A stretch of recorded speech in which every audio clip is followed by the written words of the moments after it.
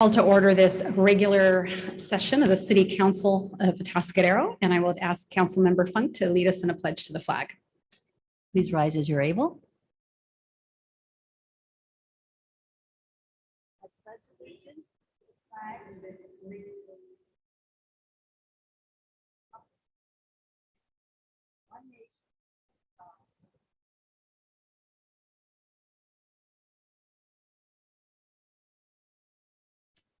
Roll call, please.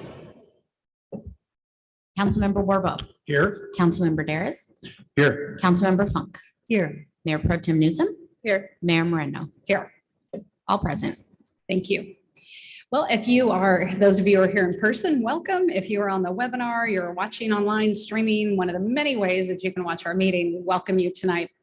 If you would like to call in to speak on any item, whether it's the community forum or any item that's on our agenda, I'm going to give you that phone number to call. It is area code 669-900-6833.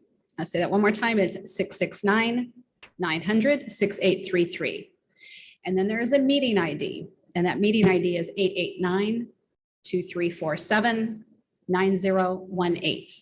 Give that one more time, 889-2347-9018. It is also on the front of the agenda, and so you can find that. If you'd like to call in, please do.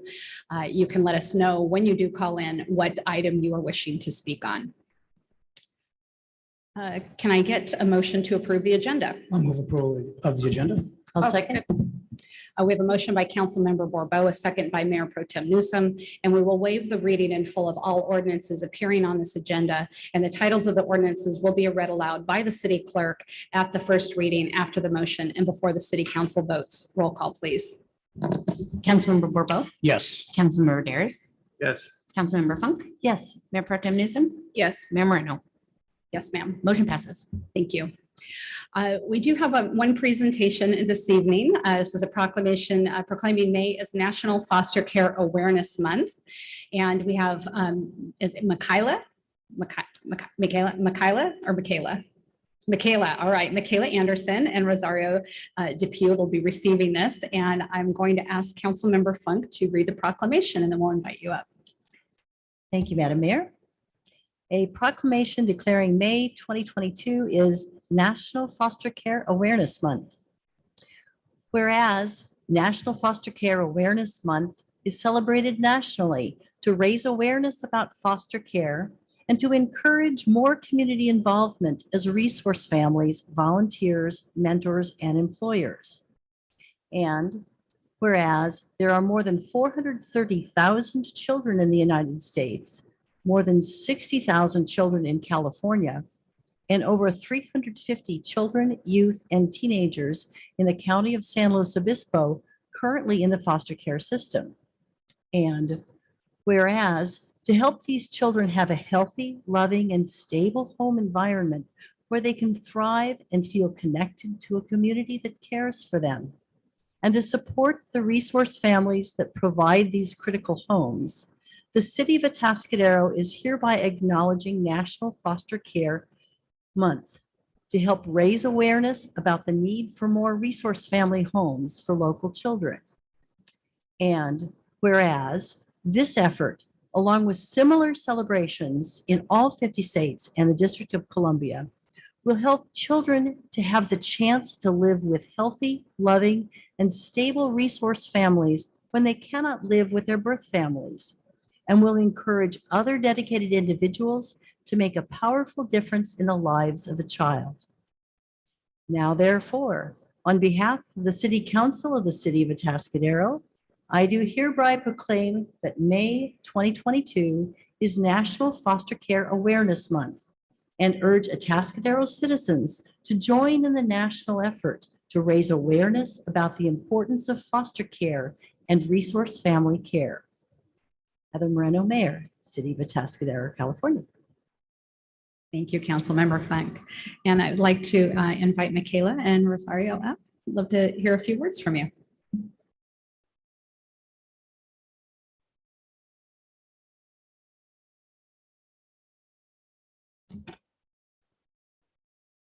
Hold on a second.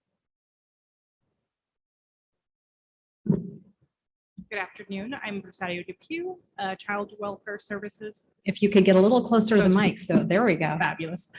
Good afternoon. I'm Rosario Depew, a Child Welfare Services Program Review Specialist with the Department of Social Services.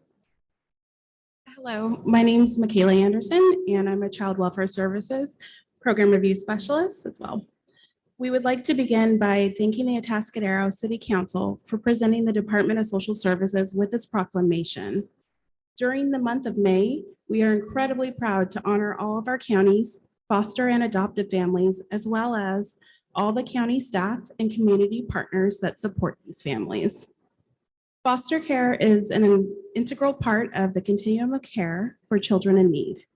On average, our department receives close to 270 reports of child abuse each month. These reports are evaluated, triaged, and responded to by dedicated staff of social workers who seek to work with the families to stabilize and address safety concerns. However, if the child cannot remain safely in their home, staff must make the difficult decision to place them into foster care in order to avoid further abuse. These children and their families receive services, including mental health, treatment for addictions, parenting classes, services for their medical needs, and of course, a resource family who provides a stable home for the children to live in while their family works to address the concerns that brought the children into foster care and while they work towards family reunification. At any given time, approximately 350 children, youth, and teens are placed in care, and only 120 families to care for them. Our youth come into care through no fault of their own and are often the victims of abuse, neglect, abandonment, or mental illness. Our agency is still dealing with the impacts of the COVID-19 pandemic and its negative effects on our already strained number of existing resource family homes. Our need for resource family homes is greater than ever. When faced with a deficit of this magnitude, we struggle to provide even the most basic resource family matching and are often forced to place a youth anywhere there is an available bed. This leads to resource family fatigue if it is not a good fit and further placement stability issues with the youth, requiring an additional placement move. Our hope in sharing this information today is to help bring more eyes to a very present crisis we are facing in our own backyard. Our goal is to recruit, train, and support the development of many more resource family homes in our county. This will yield a greater opportunity for our department to place a youth where they have the best opportunity to heal and thrive while in our care. Each new resource family brings with it an opportunity to help serve multiple youth in our county's care and also provide additional support for our existing resource families who have gone above and beyond serving our youth during this deficit. Thank you again for recognizing May as National Foster Care Month in San Luis Obispo County. If anyone is interested in learning more about how to help youth in care, please visit www.slowfostercare.com or call 805-781-1705. Thank you. Thank you very much. Slowfostercare.com. Is that correct? All right. Would you like to take a picture and receive the proclamation? We'd love to come around and do that with you.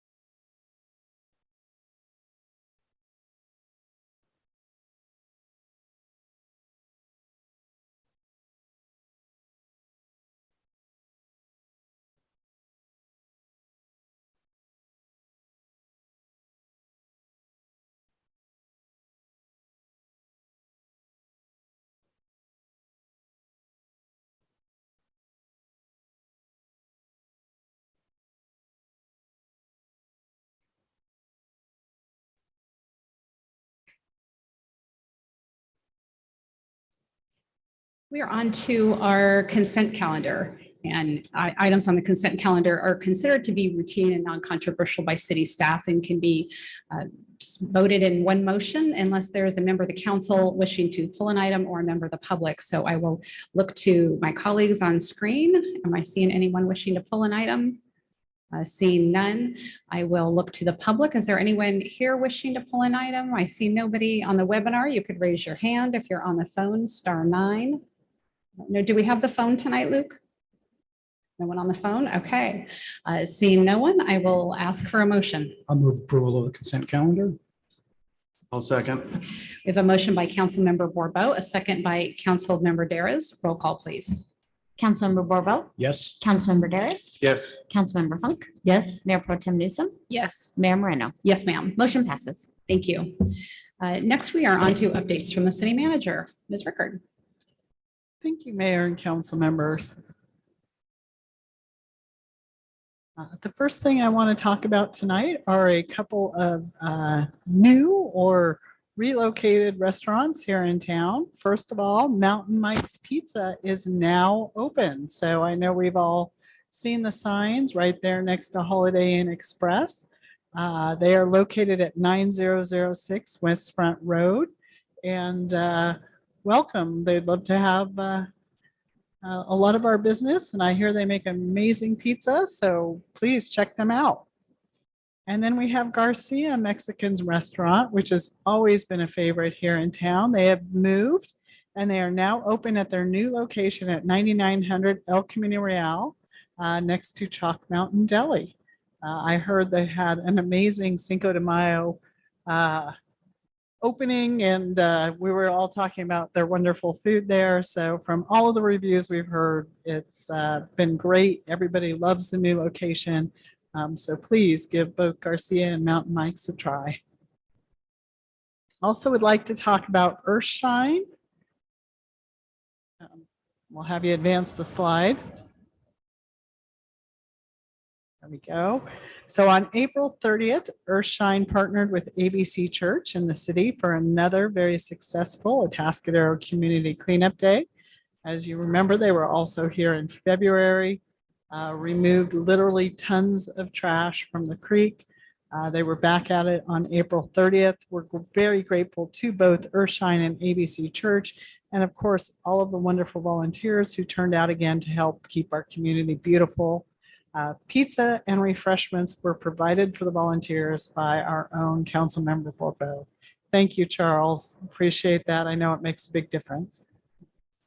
Next slide. We have Brew at the Zoo. I was at that event. It was held on Saturday, April 30th, and we had a great turnout.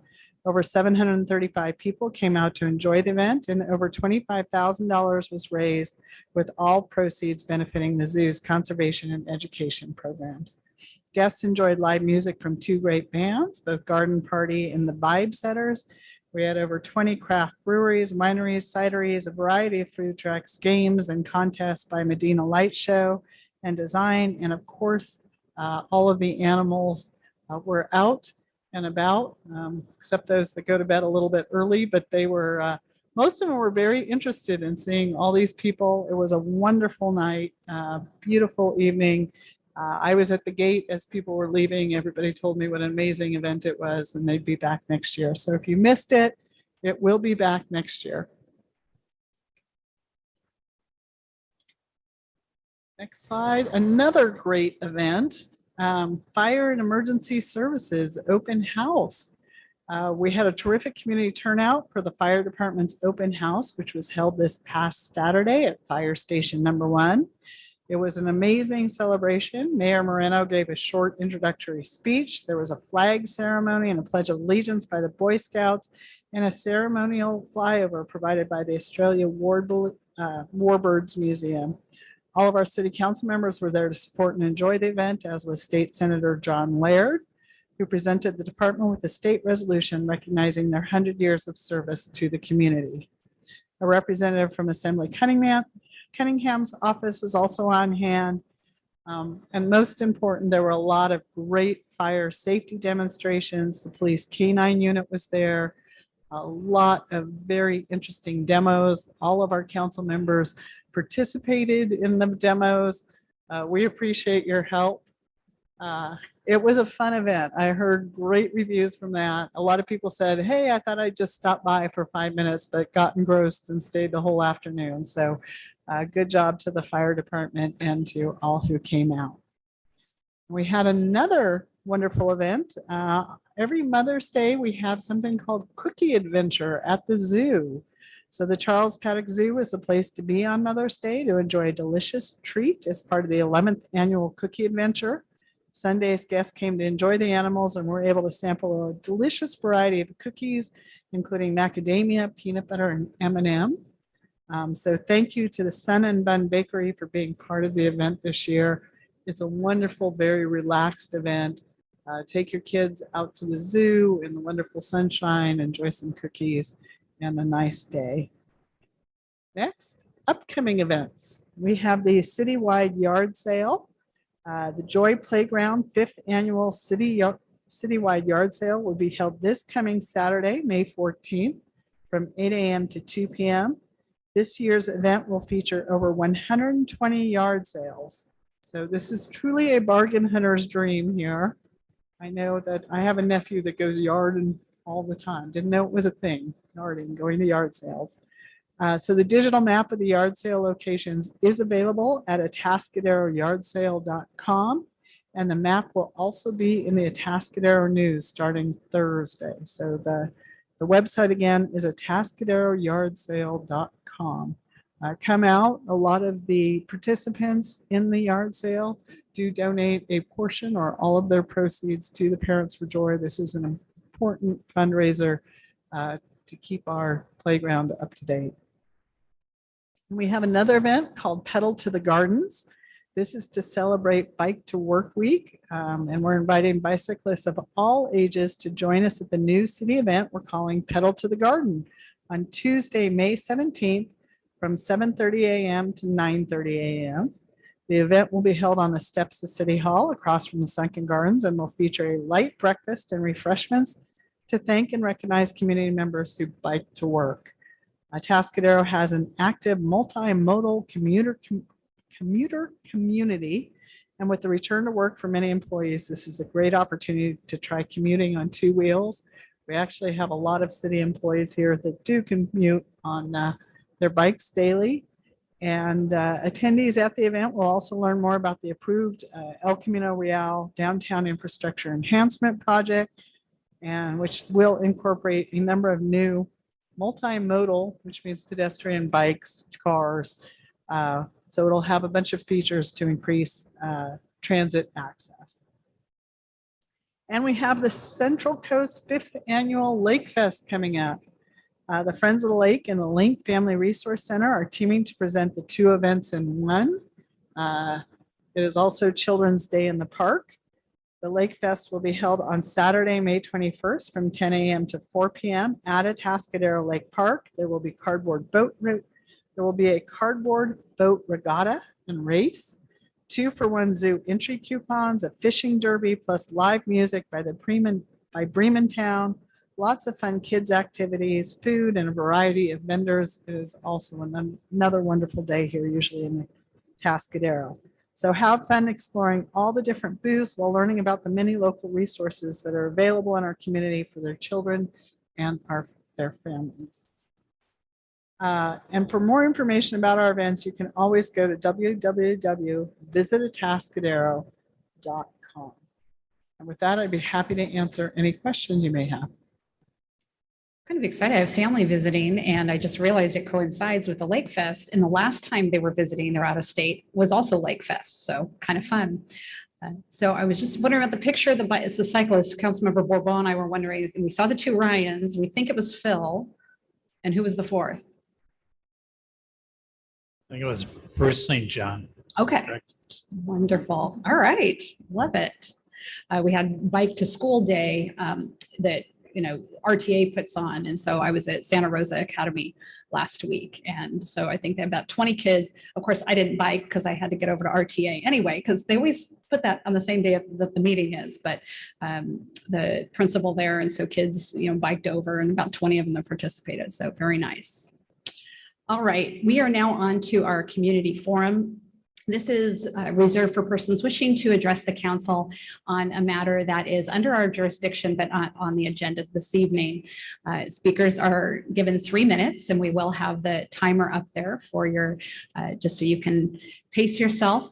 We allow a total of 30 minutes for community forum. So if you come forward and state your name for the record, we appreciate that. If you are here in chambers and planning to speak, kind of be moving in that direction. And I do see a hand in the webinar. We will get to you. I'll start with the folks here in person. First speaker. Good evening, council and staff. Jeff Oslin, business owner, resident of Atascadero, and of course, I am running for county supervisor for our District 2. We should have ballots in the mail tomorrow. They are due back by June 7th. Please vote. I want to thank the city for the proclamation for recognizing foster care. Some of you know that my wife and I do foster care, and it's a terrific thing if you're able to open your door and your hearts to do it.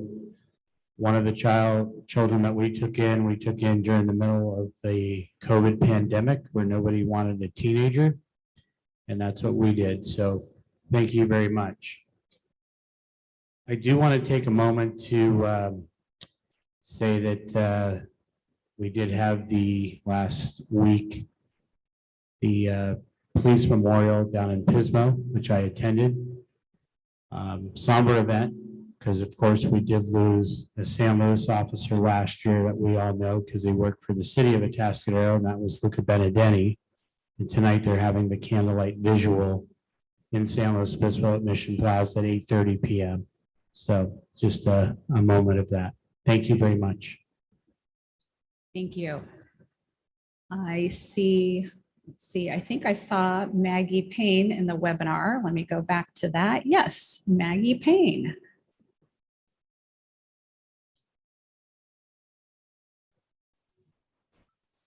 Hello, can you hear me? Yes, we can. Hi, good evening, everyone. This is Maggie Payne from the We Are the Care initiative. I wanted to start off tonight with a quick story from a local parent, and she has told us, I had to find care for my infant son when my in-laws were suddenly unable to care for him any longer while my husband and I were at work. I added my son to 15 different wait lists, and over the next year and a half, I heard back from 2. Neither of those centers were able to offer us a spot for my son during the time that we were in desperate need, and we had to piece together care for my son between a multitude of friends, in addition to my husband and I having to take time off of work continuously. Thankfully, I work at a childcare center, so my son was able to come to school with me once he reached 18 months of age, but I can't imagine what I would have done if this persisted and I had nowhere for him to go. I probably would have had to quit my job to stay home and care for him. Now, this is just one story of a desperate parent in SLO County, and these are the stories that we are hearing, and these are the stories that we hope to continue gathering. The We Are the Care initiative was born out of the Where's the Care town hall that was held in May of 2019. And over the past 3 years, our work has been inspired by parent and provider voices on the Central Coast. We know that feeling truly heard and knowing that others are deeply listening to our struggles is how we begin to feel supported and how our goals are formed and achieved. Because of this, We Are the Care is launching the Community Voices Tour this month across SLO County. This tour and an accompanying survey will allow us to gather experiences, struggles, victories, and needs from parents and caregivers here in SLO County. This survey will inform our work to identify areas of priority as we continue to shore up supports for all of the children in the childcare system. We have to again extend gratitude to the Atascadero City Council for its continued support. Not only have you truly listened to our message, but you've addressed it and you've asked for more tasks to further champion young children in your community. As we hear from the residents of your town, we will report back to you so that we can all continue to work together to alleviate the childcare crisis. The Community Voices Tour will be at the Atascadero Lake Park Playground on Saturday, June 25th from 9:30 a.m. to 11 a.m. We encourage you and all of the parents of this community to join us and share stories. For ways to get involved with or learn more about We Are the Care, please contact First 5 SLO County or go to first5slo.org. Thank you all so much for your time. Thank you, Ms. Payne. Is there anyone else wishing to speak? If you're on the webinar, raise your hand. Anyone on the phone, *9, and here in the chambers. I am not seeing anyone. So I will go ahead and close community forum. And since we have no one else wishing to speak, it will remain open until 6:53 p.m. So at this time, we will move on to the next item on our agenda. But if anybody raises a hand on Zoom or in here in the chambers decides that you would like to speak, go ahead and let us know and we will recognize you at the earliest possible opportunity. If you do need to call in to the Zoom meeting, a reminder that phone number is 669-900-6833.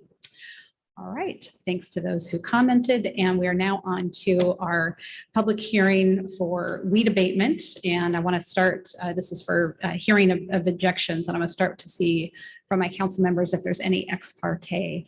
So looking right to left, seeing no ex parte. And with that, I will hand it over to Chief Casey Bryson for report. Okay, thank you, Mayor and Council. Good evening. Should be a relatively quick presentation. This is basically the second of 3 steps in our weed abatement process. First was in April when you declared weeds a fire hazard or nuisance. And then we tonight take the time to hear any objections. If people have an objection to clearing the property.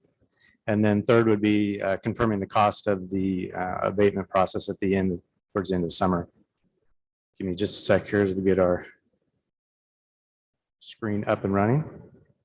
Okay, so a little bit of background. As you know, we have multiple steps to reduce fuel in Atascadero among chipping, green waste bins, backyard burning. All those work to reduce the fuel load in Atascadero, which is extremely important.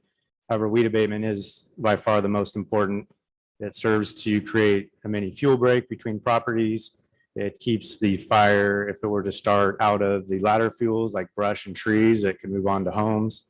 And it also keeps the fire small, giving the fire department time to get there. So it is a key piece of our ability to keep the community safe.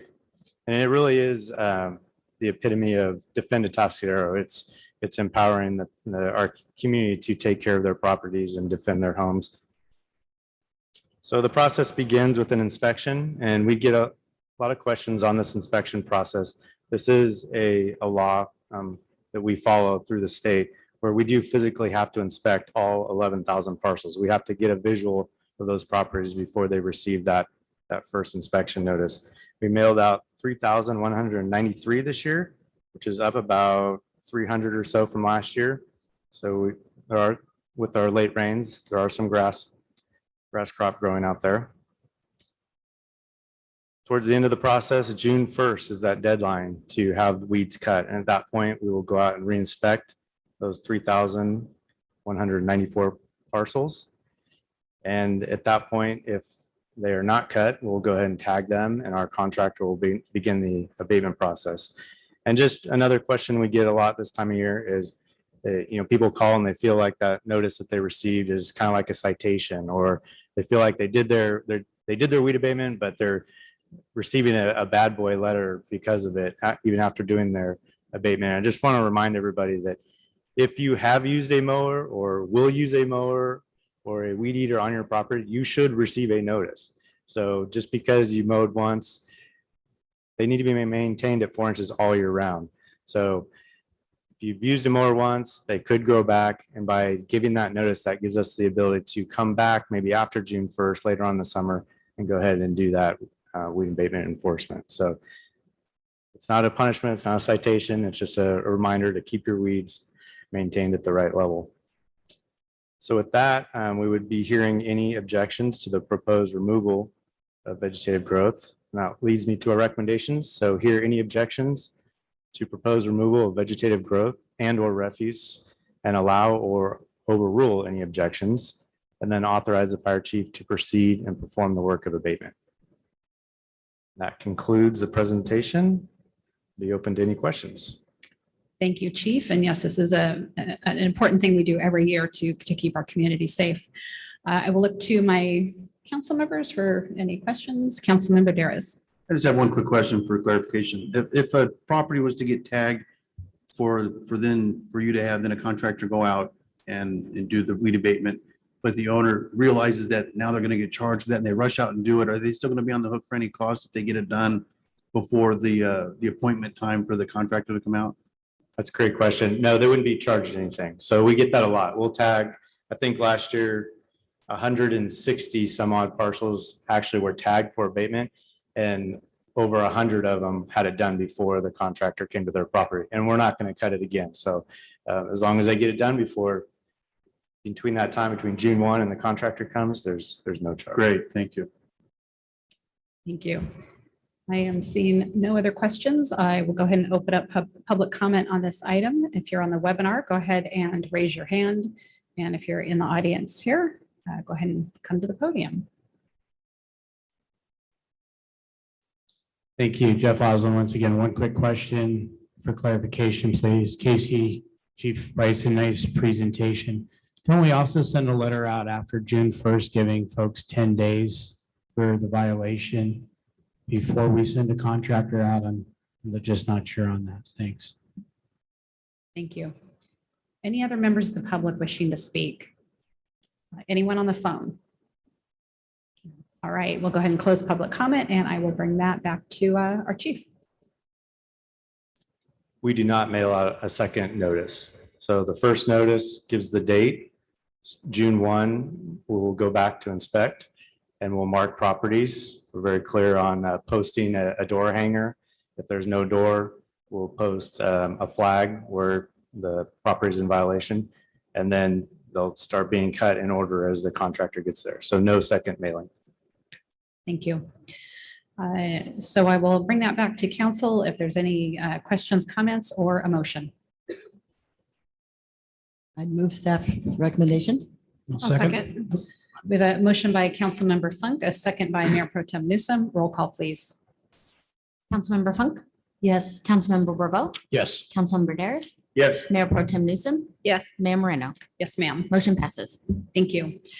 We are on to our next public hearing, which is a Proposition 218 majority protest process relative to proposed increase to wastewater or sewer rates.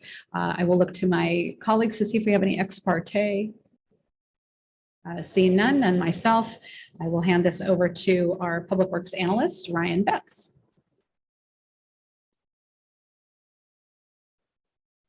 Cyclist extraordinaire. Thank you. Good evening, Madam Mayor, members of the City Council. My name is Ryan Betts, Public Works Analyst. I'm here tonight to discuss the Proposition 218 majority protest process relative to the proposed increase to the wastewater, otherwise known as the sewer rates for 22-23. Just by way of background, the council looked at this item.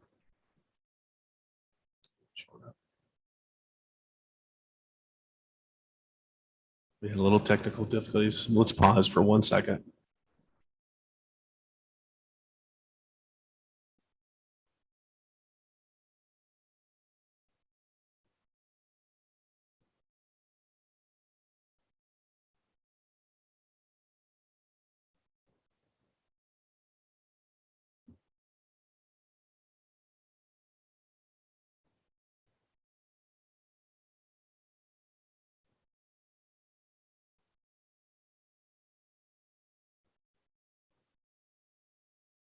Okay, I think we're back on. Sorry about that. Can you go?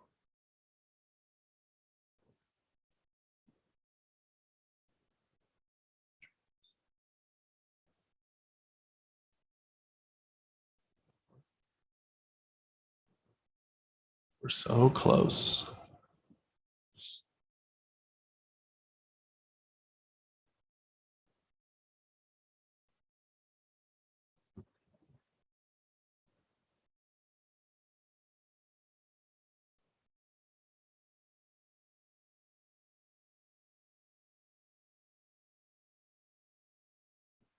Okay, we're back on track. Real quick, I'll speed read. By way of background, the council looked at this item back in March 8th. At that meeting, they reviewed the wastewater rate study and we set a public hearing date for May 10th and directed staff to send notices to regarding the public hearing and proposed wastewater increases. Those mailers were mailed out in March to approximately over 5,400 property owners. That mailer included the proposed increase before you tonight between $34, an increase from $34 to $40.46 per EDU. An EDU stands for equivalent dwelling unit. And that is essentially our foundational base for the amount of gallons, which is around 240 gallons per day, and also takes in consideration the strength of the wastewater. Again, that measures for the single family residence. And so what you'll see on the next slide is a table that breaks down a little bit further depending on the use of that EDU. As you can see in the top, single family is at $40.26 per month. And then for things like apartments and condos, which typically use less wastewater compared to single family residents, that's at 0.75. And as you get a little bit lower down the table, you can see other different uses identified in the sewer rate study, such as restaurants, bars, laundromats, and so forth. And so this proposed rate schedule was included in that notification that went out in March. It's always good to compare where we're at compared to the other cities and CSDs in the county. The graph before you shows where we kind of stack compared to the other cities. As you can see, that purple line at the very bottom, that is our current rate schedule. And then the purple line, a couple spots above, is the proposed rate. It's important to know that this data is collected in February of this year as we prepare for that March City Council meeting.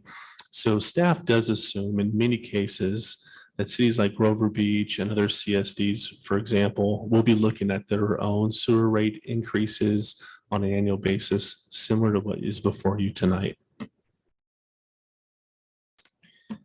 want to go through just a couple of recommendations and I'm going to turn it over to our city clerk. Again, the recommendation before you is to conduct a public hearing to receive all written and verbal testimony regarding the proposed wastewater, otherwise known as sewer rates, and consider the results protest proceedings in accordance with Proposition 218. And recommendation is to adopt one of the following resolutions certifying the protest results. For a non-majority protest, there is a draft resolution A before you, certifies that the number of valid written protests were not received from property owners representing a majority of the parcels subject to the proposed rate increase. Or for a majority protest, there's another draft resolution B before you, certifying that the number of valid written protests were received from property owners representing a majority of the parcels subject to the proposed rate increase. And I think I'll turn that over now to our city clerk. Ryan, first we'll need to open the public hearing and then I can tabulate results and report out. Wonderful, thank you. So what I'll do is I'll start and I'll find out if we have any questions of staff from the city council. We do. You might guess what the question is, Mayor. We were wondering, you used the phrase strength of the wastewater. Right. We were wondering, you used the phrase something dependent on the strength of the wastewater. Can you explain that phrase? Absolutely. I'm so glad he asked. That's right. Curious minds want to Do you know. want me to? I'll take a crack at it and I'll let Director DeBar answer that. There's two main factors looking at. If we could maybe have Nick turn off his microphone. Yeah. And that is the amount of actual water used on average through the day, which is approximately 240 gallons estimated for a single family. And then there's the strength. And I won't go into the scientific details, Councilmember Borrell, but you have to consider that some uses or some facilities like laundromats, breweries, butcher shops, the strength of their sewer discharge, their affluent, is certainly higher than on average your single family residence. And so those things are treated or put a little bit of harsher burden on the actual wastewater treatment plant. And so the treatment plan in itself has a number of different regulations that it must meet on a daily, weekly, monthly, and yearly basis. And one of that is treating the actual treatment, obviously, the effluents from those discharges. And a lot of that base is on the strength of the discharge. Great answer. Thank you. I have not seen any other questions, so I'm going to go ahead and open this up. After that question, what else is there to ask? With that, I will go ahead and open this up to public comment. Is there anybody here in the chambers, anybody on the webinar wishing to speak? You can raise your hand. Anyone on the phone?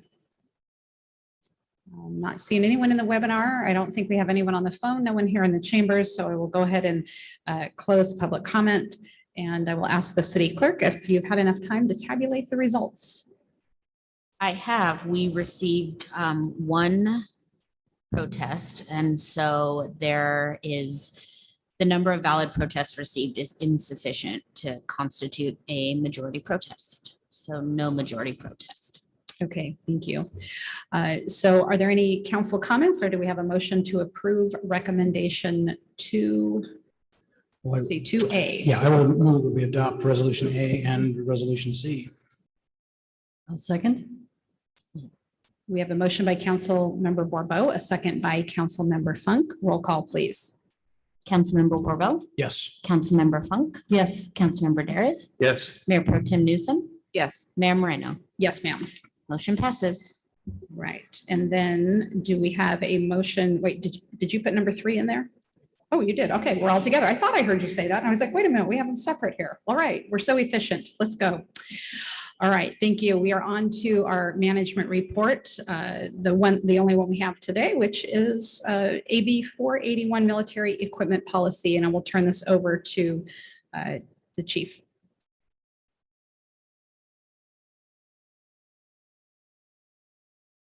Good evening, Madam Mayor and Council. Before you tonight is, pardon me while I turn to my page, is a resolution regarding AB 481 military equipment policy. We briefly discussed this at the last council meeting, kind of as a way to sunshine events. It is in result of AB 481, a Senate bill before the California Senate, declaring that police agencies would have to declare and get approval from city council to have what they qualified as military equipment. Military equipment in the eyes of the state could be a command vehicle, a drone, patrol rifles, 40 millimeter kinetic energy launchers, things of that nature. And it also requires that we have a policy in place and that policy be approved by council.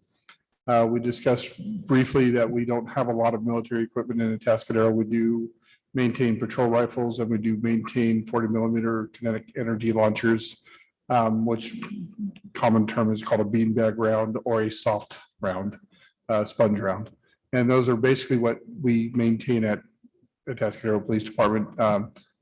Patrol rifles are used for a longer range weapon, more accurate than a pistol outside of a certain distance. And then the 40 millimeter kinetic energy is used for distances above 15 feet, which is the accurate distance of a taser. So those are the two options and the two types of military equipment we maintain at Atascadero, and just seeking the council's approval to continue the use of those things and to approve our policy. Thank you, Chief. And we did go over this pretty thoroughly at the last meeting. I had also sort of let people know about this in a summary. Kind of a recap I do of the meeting. I didn't really get any feedback, and I'm wondering if at the city, did we get questions or feedback in the interim on the policy? My office didn't receive any questions or feedback. Part of our policy does require that every May we sunshine this again and ask for feedback from the community, and we'll be doing that in a community forum held in the city by the police department to engage the community. Wonderful, thank you. I will look to my council members to see if we have any questions. Just real quick, Chief, did you say that annual meeting you have to have, that'll be next May, is that right? Correct, that'll be next May. Got it, thank you. I will now open up public comment. If there's any members of the public wishing to speak on this, if in present or anyone in the webinar, go ahead and raise your hand. If you're on this phone, *9. I am not seeing any, so we will go ahead and close public comment, and I will bring that back for a motion. I'll move to approve AB 481 military equipment policy. I'll second. Oh, We have a motion by, hey, Hold Brian. on.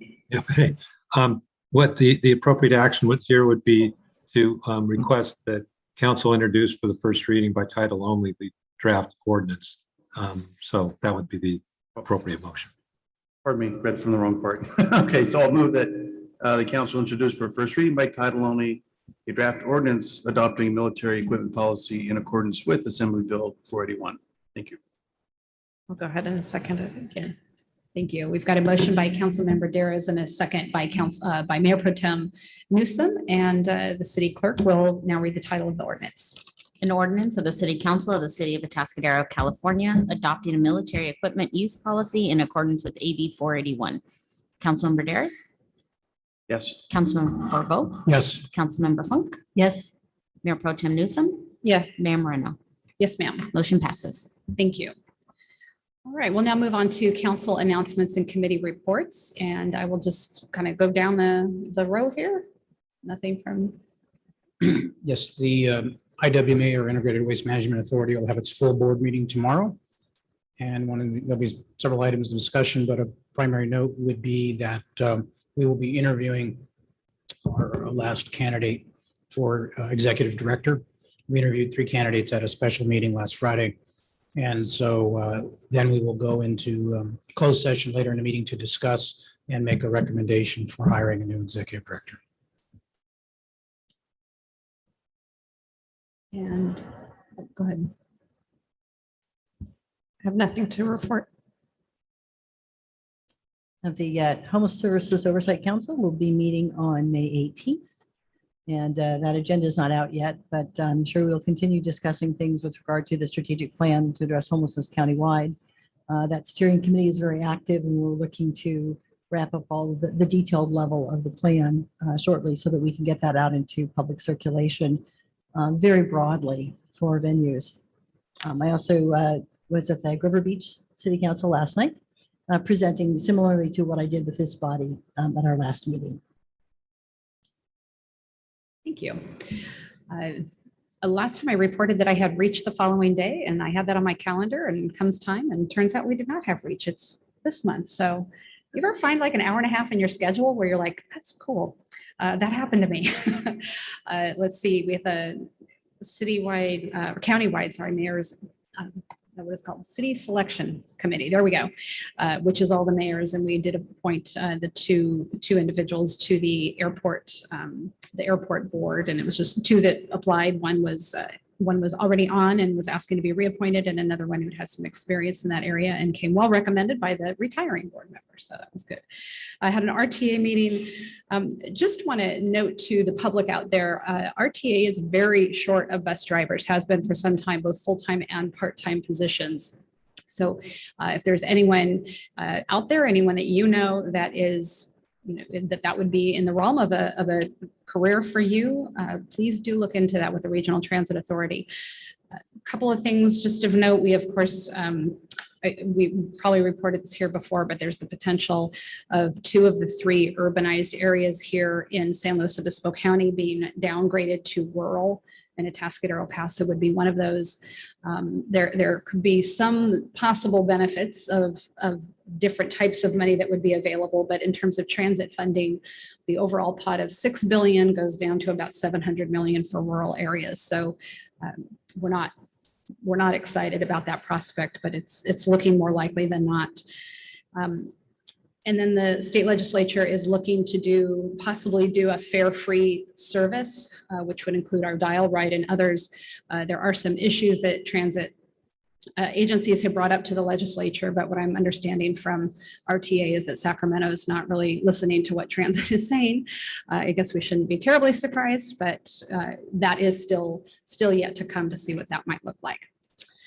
And with that, we will move on to if we've got any individual determinations or actions.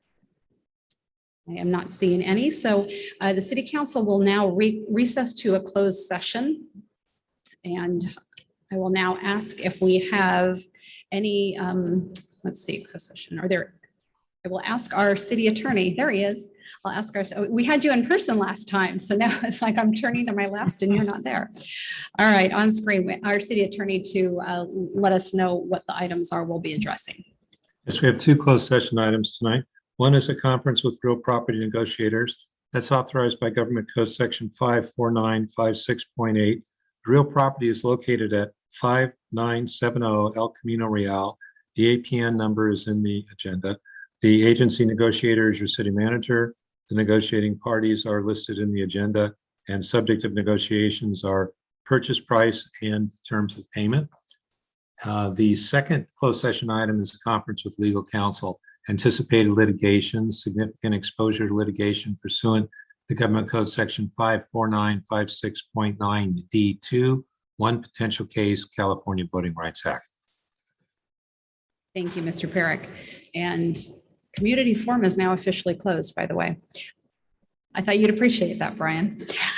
With that, I will ask if there's any members of the public wishing to speak on that item. You can raise your hand if you're on the webinar, *9 on the phone. Any members of the public wishing to speak? Seeing none, we'll go ahead and close public comment, and the council will now go into closed session. And if there is any reportable action, we will have our city attorney report out on that at our next meeting on May 24th. So with that, good evening all.